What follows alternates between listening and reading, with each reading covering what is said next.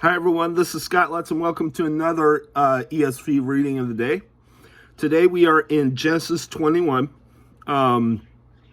verses 1 through 34, and then Matthew 21, 1 through 46. Let's go ahead and read the scripture. The birth of Isaac. The Lord visited Sarah as he had said, and the Lord did to Sarah as he had promised.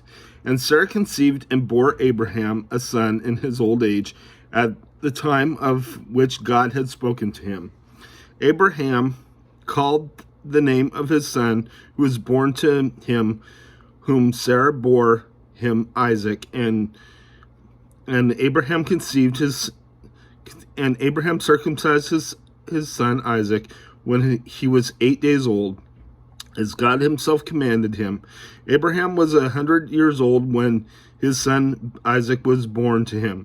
And Sarah said, God has made laughter for me. Everyone who hears will laugh over me. And she said, who would have said to Abraham that Sarah would nurse children? Yet I have borne him a son in his old age. God protects Hagar and Ishmael. And the child grew and was weaned, and Abraham made a great feast on the day that Isaac was weaned. But Sarah saw that the son of Hagar the Egyptian, whom she had borne to Abraham, laughing. So she said to Abraham, cast out that slave woman with her son, for the son of the slave woman shall not be heir with my son Isaac. And the thing was very displeasing to Abraham on account of his son. But God said to Abraham, be not displeased because of the boy and because of your slave woman. Whatever Sarah says to you, do as she tells you. For through Isaac shall your offspring be named. And I will make a nation of the son of the slave woman also, because he is your offspring. So Abraham rose up early in the morning and took bread and a skin of water and gave it to Hagar, putting it on her shoulder along with the child, and sent her away. And she departed and wandered in the wilderness of Beersheba. When the water in the skin was gone, she put the child under one of the bushes.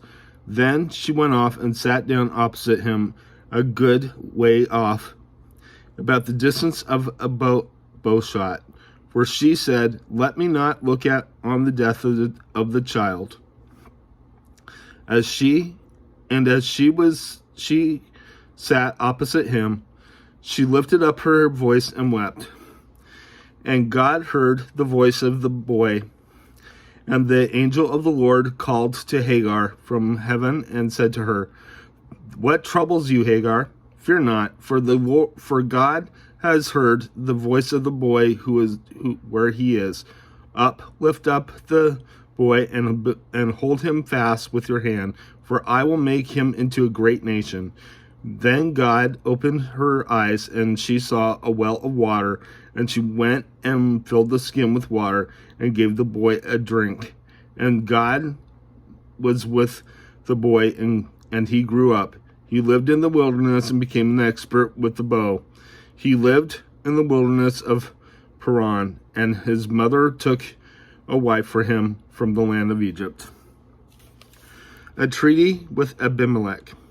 At that time, Abimelech and Phicol, the commander of his army, said to Abraham, God is with you in all that you do. Now, therefore, swear to me here by God that you will not deal falsely with me or with my descendants or with my posterity, but as I have dealt kindly with you, so you will deal with me and with the land where you have sojourned.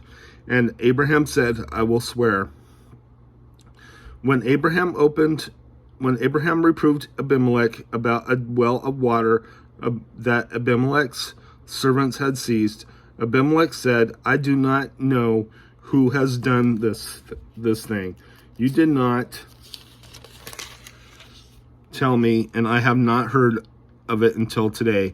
So Abraham took sheep and oxen and gave them to Abimelech and the two men made a covenant. Abraham set 7 ewe lambs of the flock apart, and Abimelech said to Abraham, "This is the meaning. What is the meaning of these 7 ewe lambs that you have set apart?" He said, "These 7 ewe lambs you will take from my hand, that this may be a witness for me that I dug this well." Therefore, that place was called Beersheba, because there both of them swore an oath. So they made a covenant at Beersheba. Then Abimelech and Phicol, the commander of his army, rose up and returned to the land of the Philistines. Abraham planted a tamarisk tree in Beersheba and called there on the name of the Lord, the everlasting God. And Abraham sojourned many days in the land of the Philistines. Let's go ahead and head to your New Testament reading.